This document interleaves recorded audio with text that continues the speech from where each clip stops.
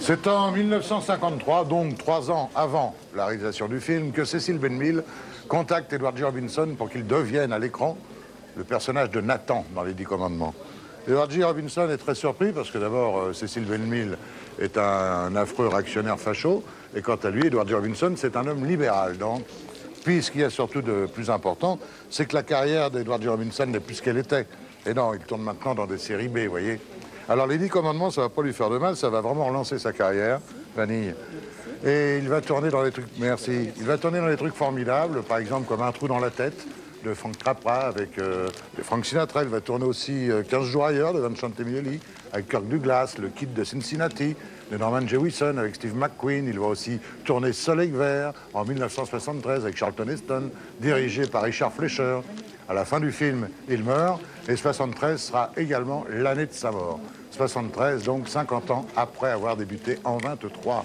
Alors Hollywood, qui se réveille quand même pour une fois, va lui décerner, pour ses bons et loyaux services, un Oscar d'honneur, un Oscar spécial. Il était temps. Il est temps maintenant d'ailleurs de regarder nos réclames des années 50. Si.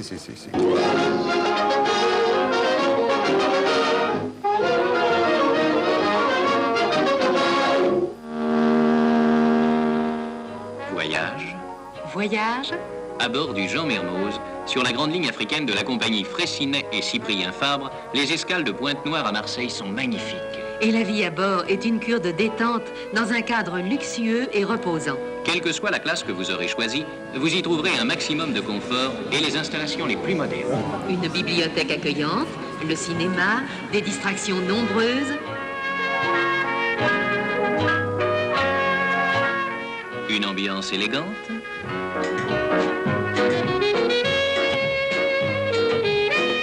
Et dans chaque classe, des soirées agréables.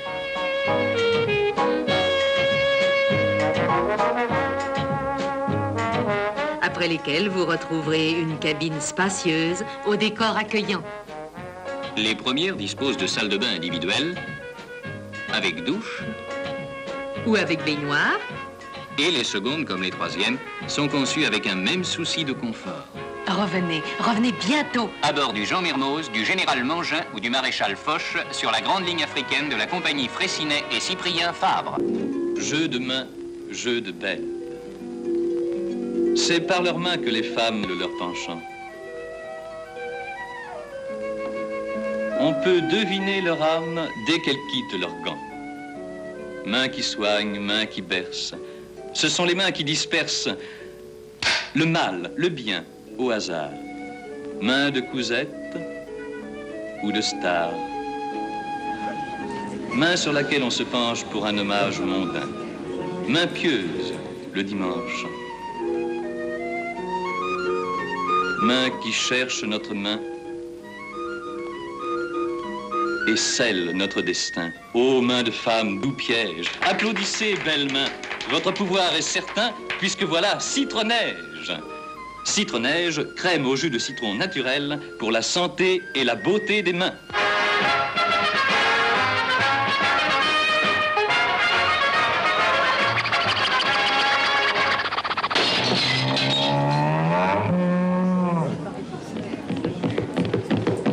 Balzac 0001, Jean Mineur, publicité, 79 Champs-Élysées, Paris.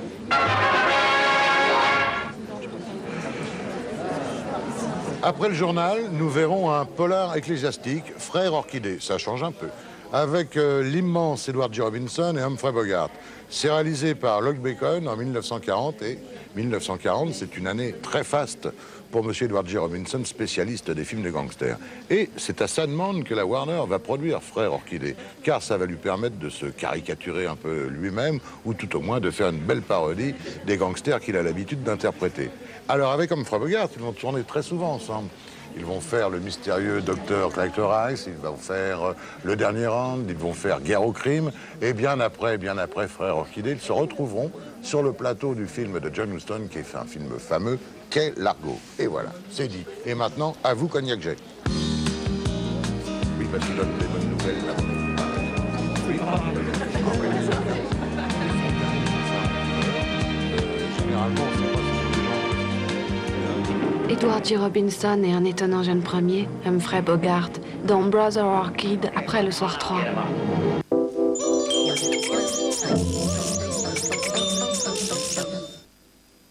Dis, papa, tu crois qu'il va nous trouver le Père Noël? Je pense que oui. L'AX est la voiture de ceux qui ne mettent pas tout leur argent dans leur voiture. Vous n'imaginez pas tout ce que Citroën peut faire pour vous.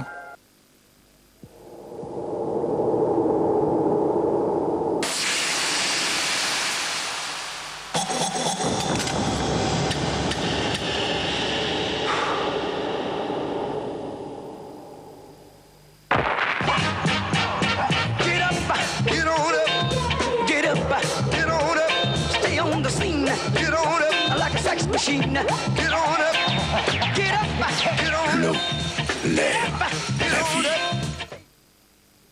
Ce que j'ai d'abord remarqué chez elle, ce sont ses mains. Leur charme m'a immédiatement conquis, même dans leur maladresse. Un jour, je lui demanderai sa main. Pour l'instant, je suis heureux de la tenir au creux des miennes. Pour protéger ce que vous aimez, gants isotonaires, taille unique, confort unique. Pure Arabica d'Amérique centrale. Puissance et arôme. Altarica de Nescafé.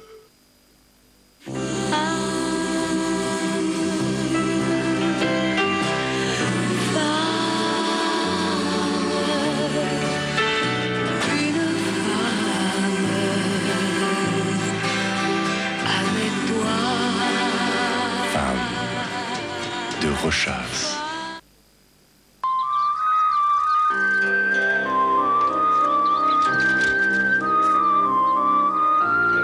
Ne passons pas à côté des choses simples.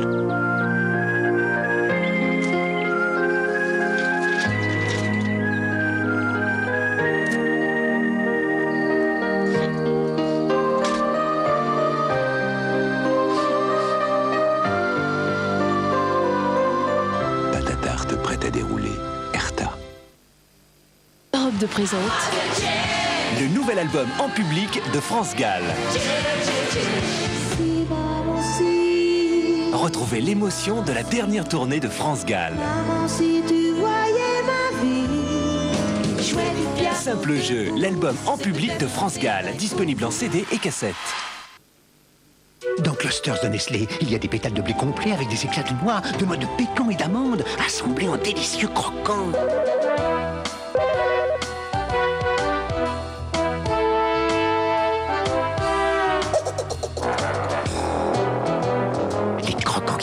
Ces Clusters de Nestlé. Le meilleur, l'essence, la quintessence de la dance sont sur Fréquence Dance. Le classement officiel des radios dance, maintenant on compile. 20 titres radio incontournables. Fréquence Dance, l'essence de la dance. Fréquence Dance. Il faut avoir la main verte pour faire pousser l'asperge verte. Une nouvelle variété d'asperges à faire découvrir à tous vos plats. Oh, oh, oh. Géant vert. Gagnez des téléphones sans fil répondeur dédicaces proposés par Matra en jouant avec Multipoint. Jouez avec la carte en répondant de chez vous aux questions des émissions interactives de France 2 et France 3. Aujourd'hui, la carte Multipoint est en vente partout avec une cassette VHS de 2 heures et ses jeux interactifs. Pour que la nuit soit vraiment bénéfique pour vos dents, voici Sanogyl Système Nuit, conçu pour agir pendant votre sommeil. Il réduit les attaques acides et aide à rétablir le pH optimum dans votre bouche. Son action ininterrompue régénère votre capital dent. Votre bouche est fraîche au réveil. Sanogyl Système Nuit, le premier dentifrice spécial nuit. Nostalgie présente. Souvenez-vous. Les années pas de Dev. Pour un flirt avec toi, je ferai... Les années pas de Dev, le meilleur de ces années-là.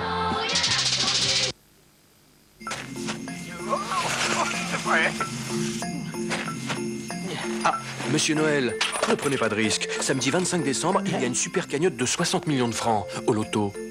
Ah bah vous êtes gentil, mais il faut que je livre, moi, alors. C'est pas le moment. Attention, samedi 25 décembre, super cagnotte de 60 millions de francs. Les animaux du bois de Katsu arrivent. Attention. Les animaux du bois de Katsu, le premier grand dessin animé européen sur cassette vidéo. Tous tes animaux préférés dans un des plus grands succès TV de l'année pour vivre une merveilleuse aventure. L'intégralité des animaux du bois de Katsu en 3 cassettes séparées ou en un coffret avec comme cadeau un mini poster. Noël tendre, prix tendre. Si vous n'aimez pas quand ça crache, quand ça se répète, quand ça hurle, quand ça tape sur le système,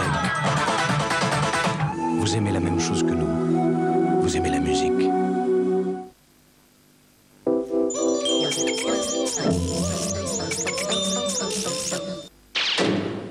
Nous sommes les mini-cubs, on se surnomme ça comme. On est haut comme 3 pommes et nous on met la gomme. Je suis Nag, moi c'est Coco, moi c'est MC, moi Jojo. Je m'appelle Vanessa, y'a rien qui prenne. Moi c'est Diva, comment ça va? Si on a squatté la télévision, c'est pour montrer au monde nos clips et nos chansons. Mini-cubs, on est la mini-cub génération. Mini-cubs, on met du fun dans toutes nos émissions.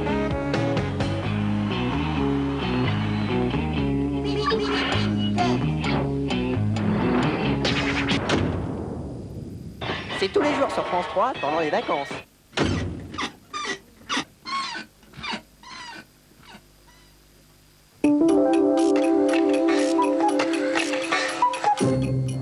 Une poignée de main historique pour un accord de paix. La paix pour qui? Pourquoi Édouard Balladur bouleverse-t-il la donne politique française? Les réponses dans la Rétro 93. Nos invités, 3 des hommes de l'année, le général Morillon, Amine Malouf, prix Goncourt, et Laurent Voulzy, le dernier des hippies. 1 heure d'images d'actualité, l'actualité d'une année difficile avec 3 300 000 chômeurs, une année aussi où Johnny a eu 50 ans, coup de vieux, une année dans la vie du monde. La Rétro 93, c'est dimanche, 18h, sur France 3.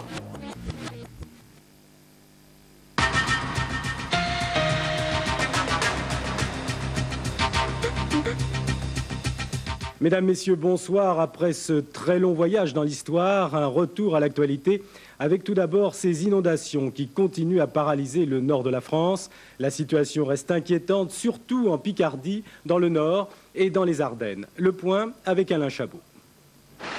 Situation toujours préoccupante dans la région de Charleville-Mézières. Au moins 500 évacuations dans la journée et plusieurs centaines de foyers privés d'électricité. Ici, on ne compte plus les interventions des pompiers. La crue de la Meuse a largement dépassé son niveau record de 91. Le pont de Pierre a même été lesté de 150 tonnes de béton. Dans l'Aisne, la SNCF a été contrainte de détourner les trains par Amiens. Les liaisons Paris-Bruxelles subissant des retards d'1 heure. Et ici, à Chauny, 2000 habitants ont dû trouver refuge dans des bâtiments communaux après avoir été évacués précipitamment. Dans les départements sinistrés, plusieurs entreprises ont désormais recours au chômage technique, les locaux n'étant plus fonctionnels. Et jusqu'à présent, ça monte, le niveau monte à hauteur de 5 cm depuis 4-5 heures. Des crues amorcées en revanche en Lorraine, mais de nombreuses localités de la vallée de la Moselle restent encore embourbées. Ici, on fait les comptes, c'est l'évaluation des dégâts qui commence. Mais là, on est arrivé à 1,20 m d'eau à l'intérieur. Donc ce qu'il y a, c'est que tout le matériel a été endommagé et en mauvais état maintenant. Gros point noir ce soir, la vallée de la Sambre dans le nord, avec ses paysages surréalistes. Maubeuge et ici Jeumont voient Noël arriver, les pieds dans l'eau. Après la Bretagne, c'est en Vendée que l'on découvre maintenant des détonateurs sur les plages. L'un d'entre eux a en effet été retrouvé sur l'île de Ré. Du coup, le littoral de la Charente-Maritime a été interdit au public. Et puis, dans le Pas-de-Calais, ce sont des pesticides qui ont envahi les côtes. Xavier Bonahula. La Côte d'Opale a donc reçu la visite de milliers de sachets, des pochettes translucides de 12 cm sur 8, contenant une poudre orangée toxique. Toute la journée, pompiers et gendarmes les ont ramassés sur près de 15 km entre le Touquet et Sangatte, notamment à Ardelot et Vimereux. Des mesures ont été prises pour interdire l'accès au littoral. Et ces produits, il ne faut pas y toucher, simplement. Je crois qu'il faut dire aux populations de ne pas venir sur les plages et surtout pas de tripoter ces produits qui peuvent provoquer des brûlures sur les mains. La cargaison proviendrait du navire français le Cherbourg, déjà responsable de la pollution des plages du Cotentin il y a une semaine. Une voiture fonce dans la devanture d'un magasin à Neuilly. 8 passants ont été fauchés. Une personne est assez gravement touchée. Selon les premières constatations, la conductrice, une femme d'une 60aine d'années, aurait été victime d'un malaise et il semble qu'elle ait confondu pédale de frein et d'accélérateur. Arrivée à Paris de la petite bosniaque Zlata Filipović. À 13 ans, son journal de guerre vient d'être édité en France et dans plusieurs pays. Elle venait de quitter Sarajevo, qui a connu aujourd'hui une des journées de guerre les plus terribles. Les bombardements ont fait au moins 10 morts et 62 blessés. La trêve de Noël, décidée à Bruxelles par les belligérants, n'est pas respectée et les négociations territoriales ont échoué. Prise d'otages en cours en Russie. À Rostov-sur-le-Don, 4 hommes puissamment armés ont pris en otage dans une école 12 élèves et leurs professeurs. Les autorités leur ont fourni un hélicoptère. Ils ont effectué un premier ravitaillement 300 km plus au sud et souhaiteraient se rendre à Téhéran en 4 étapes. On ignore leur motivation. Les soucis de Bill Clinton. Le président américain est accusé d'avoir eu des aventures galantes et d'avoir voulu acheter le silence de 2 gardes du corps de l'Arkansas. La presse américaine est en émoi, mais ce soir, les affaires du président s'arrangent.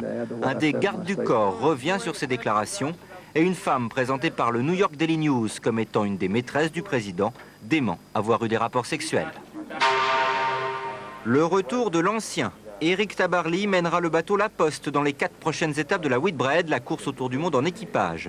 Il a répondu favorablement à la demande du skipper Daniel Mallet afin d'apaiser les tensions et les rivalités au sein de l'équipage. C'est d'une part une marque de confiance et puis en plus, moi ça m'intéresse de refaire une demi-Whitbread à défaut d'en faire une entière, mais c'est mieux que rien.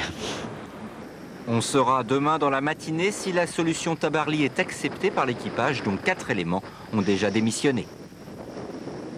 Hervé de Charette, le ministre du Logement, veut élargir les catégories de Français pouvant accéder au HLM. Il l'a dit ce matin dans une interview à Libération.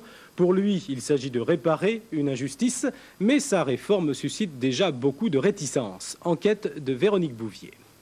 Faciliter l'accès des classes moyennes au logement social, bonne mesure en apparence, mais dans l'agglomération dijonnaise, près de 5000 personnes à faible revenu attendent encore un logement. Avant même la mise en place de cette réforme, certains politiques en redoutent les effets pervers. Elle m'inquiète pour une raison simple, c'est que si on ouvre désormais les logements sociaux à des familles à revenus moyens, sans prendre des dispositions particulières pour les familles à faible revenu, on ne parviendra plus à loger les familles qui ont des difficultés. Pour les offices d'HLM, la situation n'est pas si simple. Par cette mesure, ils entendent éviter les phénomènes de ghetto. Plus question de construire des barres de béton, l'heure est aux petits ensembles plus humains. Mais ces réalisations sont plus onéreuses, d'où le besoin d'ouvrir les HLM aux classes moyennes. Ce n'est pas la seule motivation des offices. Les plafonds de ressources relatifs au HLM n'ont pas bougé depuis pas mal de temps et je crois que de temps en temps, il faut procéder à une réactualisation. Pour l'État, le réajustement des plafonds des ressources est un moyen d'aider un nombre grandissant de personnes à se loger du fait de l'inflation des prix dans le privé. Et les classes moyennes sont les plus concernées. Il faut signaler, c'est qu'aujourd'hui, vous avez 55% des ménages français qui peuvent rentrer dans le parc HLM. Et donc, avec les plafonds de ressources tels qu'ils sont aujourd'hui. À partir donc, du 1er janvier 1994, ça ne sera pas 55%, mais 57%, donc 2% supplémentaires. Reste à espérer que les organismes d'HLM feront preuve de responsabilité en ne défavorisant pas les plus démunis, la loi ne prévoyant pas de garde-fous. À craindre également que les appartements les plus récents soient donnés aux plus riches. Les négociations sur les retraites complémentaires sont ce soir dans l'impasse. Les partenaires sociaux ne sont pas arrivés à se mettre d'accord pour financer le surcoût des retraites complémentaires entre 60 et 65 ans. Les syndicats ont accepté une augmentation des cotisations des salariés, mais le CNPF refuse d'augmenter celle des entreprises. Une nouvelle réunion aura lieu le 29 décembre. La BNP devrait supprimer 1200 postes en 1994, annoncent les syndicats, à l'issue d'un comité central d'entreprise. La direction table sur environ 600 départs naturels, des pré-retraites et des départs volontaires. Il n'y aurait pas de licenciement sec.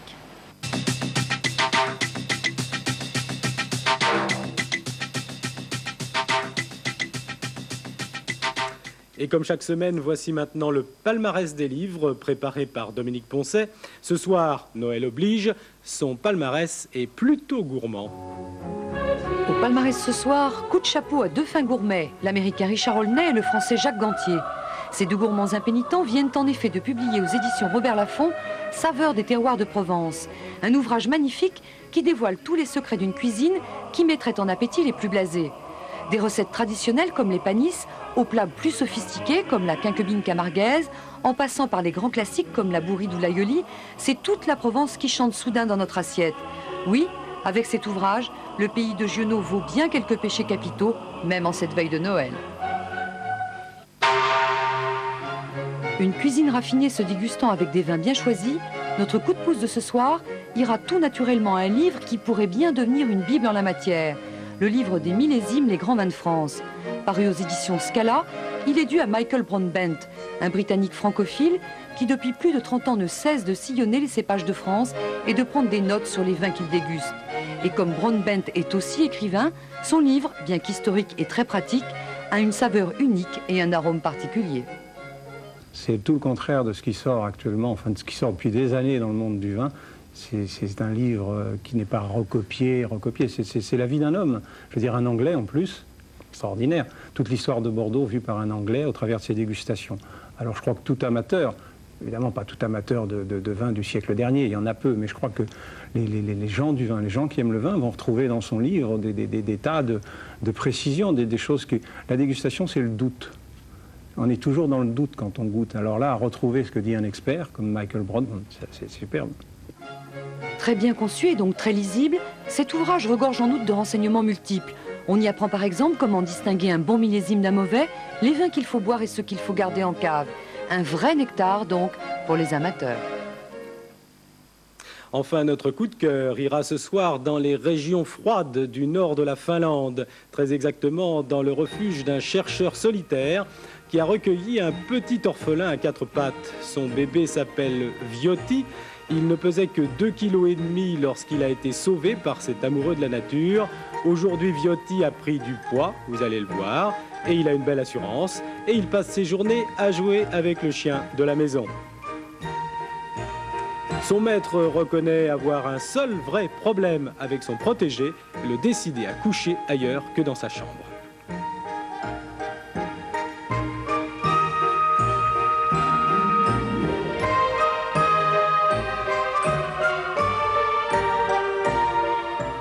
Voilà, dans quelques instants, la météo de Florence Klein. Tout de suite après, le film de Lloyd Bacon, Brother Orchid, en version originale.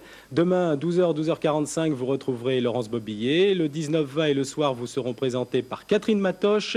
Très bonne nuit et très bon Noël à tous. À lundi.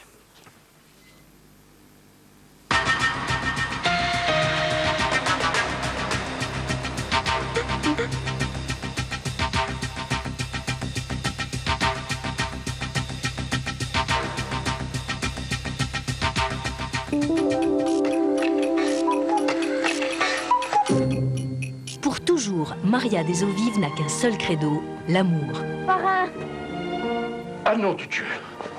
Maria Leclerc. Mais... Je peux pas croire ça. Alors vous voulez lancer dans la vie un enfant sans père? Comment vous pouvez dire ça? Saura-t-elle apprendre le bonheur à 3 orphelins bousculés par le destin? Gabriel! Samedi, dimanche et lundi à 20h50, Maria des Eaux Vives, une flambée d'émotions sur France 3.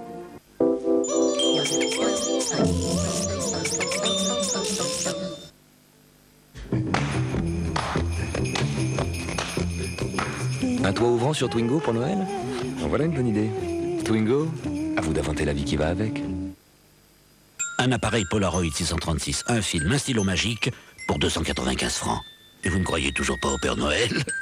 Polaroid, l'effet est instantané. Bon baiser de Ford la compagnie créole. Toute la douceur des Antilles en une superbe compilation. Bon baiser de Fort-de-France avec la compagnie créole. Gagnez! Gagnez des téléphones sans fil répondeur dédicaces proposés par Matra en jouant avec Multipoint. Jouez futé. Jouez avec la carte en répondant de chez vous aux questions des émissions interactives de France 2 et France 3. Aujourd'hui, la carte Multipoint est en vente partout avec une cassette VHS de 2 heures et ses jeux interactifs. Si vous aimez les rappels, les applaudissements, les refrains repris en chœur par la foule, vous aimez la même chose que nous. Vous aimez la musique. Playback 93. Bac plus jazz égale Jacques Loussier.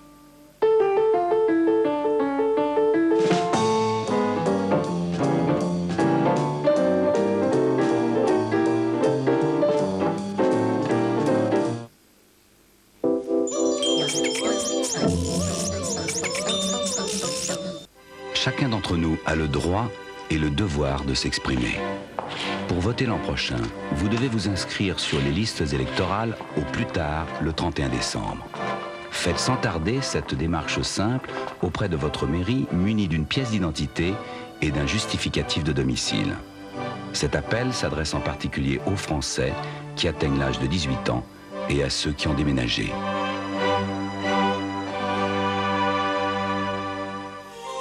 France 3 avec groupe digital, télé, IFI, vidéo, le temps des fêtes.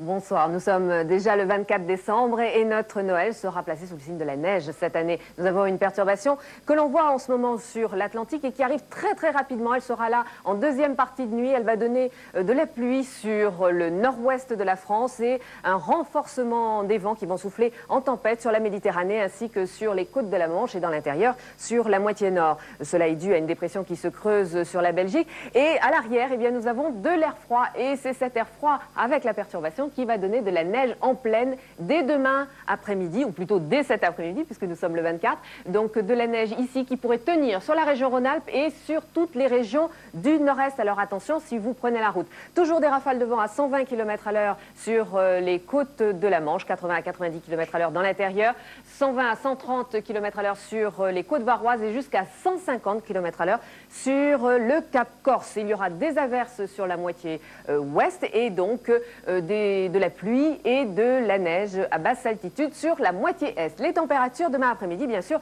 elles seront en baisse par rapport à aujourd'hui. Nous perdrons encore 3 degrés avec des températures qui restent quand même dans les normales saisonnières et un petit peu de douceur quand même pour la Méditerranée. Le week-end, eh bien, nous verrons défiler les perturbations avec toujours cet air froid, donc de la pluie et de la neige mêlée samedi sur la moitié ouest du pays, des averses sur l'est et toujours du vent fort. Dimanche, de la neige sur l'est, des averses sur la moitié ouest cette fois-ci. Et lundi, arrivée d'autres perturbations. Une sur l'Aquitaine qui va donner de la pluie, beaucoup de nuages, quelques pluies localement sur la Bretagne, quelques pluies également sur les Ardennes. Et puis ailleurs, eh bien quand même, retour de belles éclaircies. Demain, n'oubliez pas de fêter la Sainte-Adèle. Si vous voulez retrouver des détails sur le temps de votre département, vous composez ce numéro. Je vous souhaite une très bonne nuit. Bonsoir. France 3 avec groupe digital, télé, IFI, vidéo, le temps des fêtes.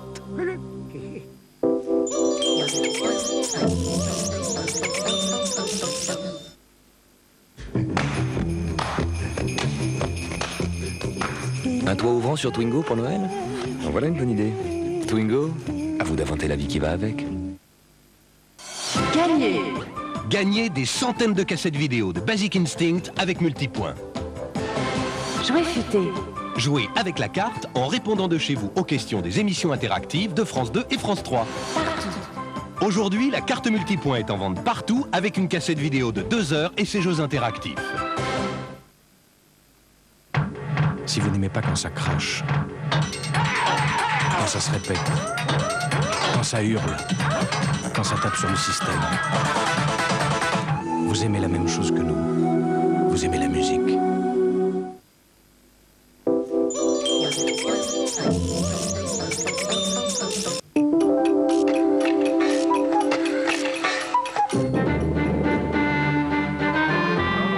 tête chaude avec Bernard Giraudot à l'affût de la vie en Amazonie. La caméra au cœur, il est du genre à réaliser ses rêves. Laissant le vieux monde derrière lui, Bernard Giraudot vous emmène à la rencontre des hommes perdus.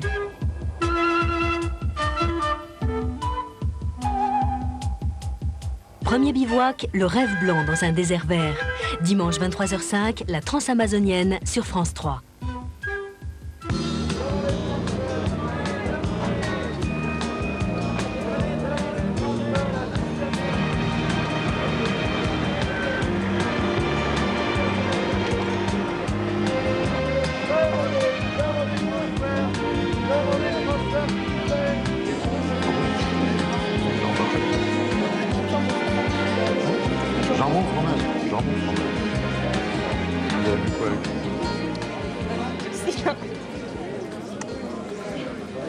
Alors, après le Tex Avery, nous verrons un film policier que réalise Lloyd Bacon en 1940. Et c'est Frère Orchidée avec Anne Southern, avec Ralph Bellamy, Humphrey Bogart et bien sûr Edward G. Robinson. Edward G. Robinson, entre nous comme ça n'est pas son vrai nom. En réalité, il s'appelle Emmanuel Goldenberg. Il est né à Bucarest. Il a été élevé dans une famille juive aux mœurs religieuses très rigoureuses, mais où l'art était très important. Il émigre aux États-Unis et là, il va faire du théâtre. Il va devenir même une grande vedette de Broadway. Mais après l'échec d'une de ses pièces, il va se tourner vers le cinéma et signer un contrat avec la Warner. Et il va faire des tas de films policiers, dont celui qui sera son premier grand succès, c'est Le Petit César. Le Petit César, réalisé en 1930 par Mervyn LeRoy. Rien à voir avec Pagnol, fort heureusement. Il va tourner donc dans des tas de films policiers où il sera méchant, donc comme par exemple Guerre au crime, Chantage, L'entraîneuse fatale. Il sera aussi dans Assurance sur la mort. Et là, il va faire une prouesse parce qu'il va voler la vedette aux deux stars du film, savoir Fred MacMurray et Barbara Stanwyck. Mais bien sûr, il y a le revers de la médaille dans tout cela, c'est que le grand public, aussi bien que le métier du cinéma, a tendance à associer l'image de gangster à Edward G. Robinson. Et oui, ça se paye tout ça. À ses côtés, il y a Humphrey Bogart, en ces temps reculés. Humphrey Bogart, lui, n'est pas encore une star. Il travaille au théâtre, il est dans de nombreux films et il a des petits rôles. Alors lui, il est né dans une famille bourgeoise. Son papa était chirurgien. Il a fait des études médicales, mais donc, comme je vous le disais, il s'est tourné vers le théâtre avec